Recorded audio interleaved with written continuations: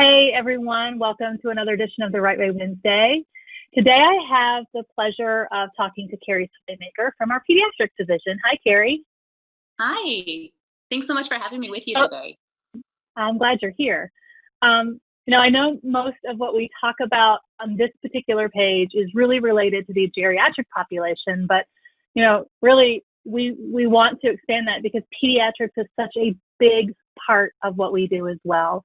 And so while you're here, if you work with the pediatric division or if you work with peds in any capacity, go out and check our Facebook page for our school and pediatric division. You can do a search just for that term there. They post a lot of job postings, information about what's happening in the pediatric world with healthcare heritage, so it's a great page to follow as well. If there's one thing they never say about therapy in the school system is it's the best part of my job is how little paperwork I have to do, right, Carrie? I don't think I've ever heard that. And so because documentation plays such a big role in what we do, not just in the geriatric setting, but in the pediatric setting as well. We wanted to talk a little bit about the IEP.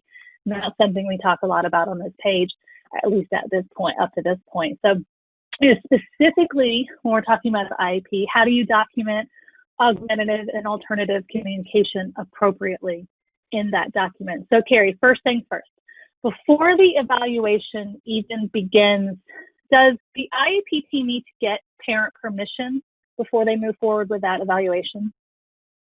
This is such a great question, and I get this all the time from different teams. So I always start in my answer by just talking about prior to getting to this point, I want to make sure that we have a collaborative team that's student focused and of course includes our parents that really come together and talk about the information we have so far. Luckily, we have great models already available to us, such as the SET model by Joy Zabala. That's S for student, E for environment, T for task, and then the second T in SET for tools. It's just one of the different frameworks we have to problem solve where we are and whether or not we need to move forward.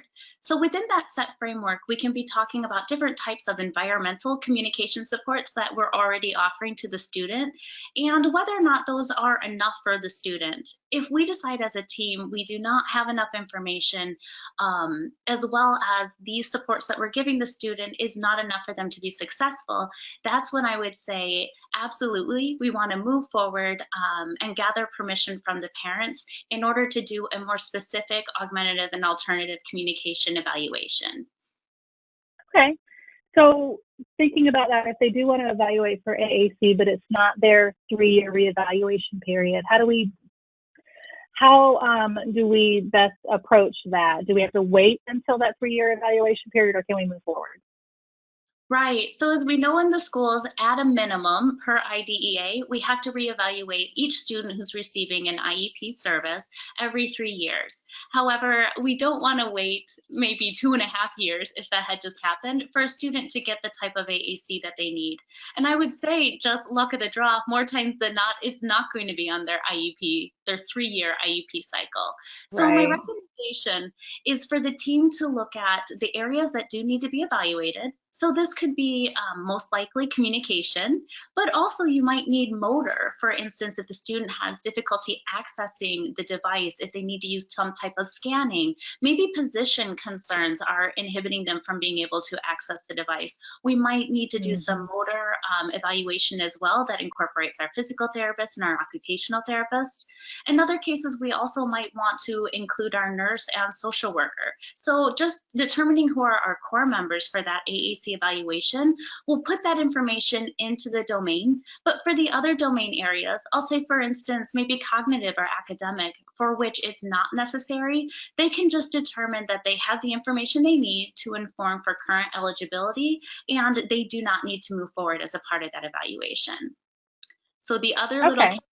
I always want to make sure is that they make sure this doesn't offset their 3-year reevaluation cycle. So for Oh, instance, let's say they're 1 year into it and we want to do an AAC evaluation. Some of our IEP programs are smart and they automatically will jump ahead to the next 3 years, but that would maybe be a disservice for the student. We want to make sure they're on their 3-year cycle for their full reevaluation. Gotcha. Okay, so just like alter that a little bit to make sure you follow that schedule. Okay. So once the eval is completed, how do you document the recommended system in the IEP? Where does that go? Once the evaluation is completed, then we'll hopefully have some really good information about the types of features that's going to be appropriate for that student. So there are tons of different features we could be looking at. Maybe the message, whether it be single hit for a single word or single hit for a phrase that's best for that student. Maybe it's the type of access like we discussed. Maybe it's display. They use visual scene versus a grid display. So once we have all of that information, what it does is it gives us our best guess as to what's going to be a good system moving forward. But we still have to do a trial. Now, whether the district is going to be the funding source or private insurance or Medicaid, this would be a good thing for us to know because the type of data that we're going to observe during that trial might be slightly different. But we still are going to need at least a 4 to 5 week trial to determine if our hypothesis was right. So now we know that with an evaluation, we have a 45 to 60-day window, depending on which state you're in. And you might not have enough time to do the evaluation and the trial. So I would just always tell the team that you can document in the present levels when the evaluation is complete, the results, but not to document a system that's just in trial. We'd want to wait until the system has been approved after the trial and put into the student's IEP before documenting in other areas. Okay, all right, that's a good point. That's a good tip. So then after we figure out which device is actually appropriate, and we've done that, what areas of the IEP then get updated to make sure that all is documented well? Right. So once we've done all that we just described, we have decided that there is a certain device with language systems that's perfect for this child, and we are able to then say that it's going to be a part of what they need to be able to access their education. We will want to update multiple areas of the IEP. Definitely, again, our present levels to reflect the system. We're also going to look at supplementary aids to make sure that that's incorporated into the aids of how they interact and access their education on a daily basis. We're going to want to look at goals and make sure that our goals reflect both maybe the operational use while they're learning the device, but also their academic goals are utilizing the device so they can have more access, again, to education. Some other areas to think about are possibly testing accommodations and an area that's called support for service personnel. And this is saying that we don't expect that everyone in the environment already knows how to use a high-tech system. So do we need to put into the IEP that all the staff members that work with the student will also have some types of training?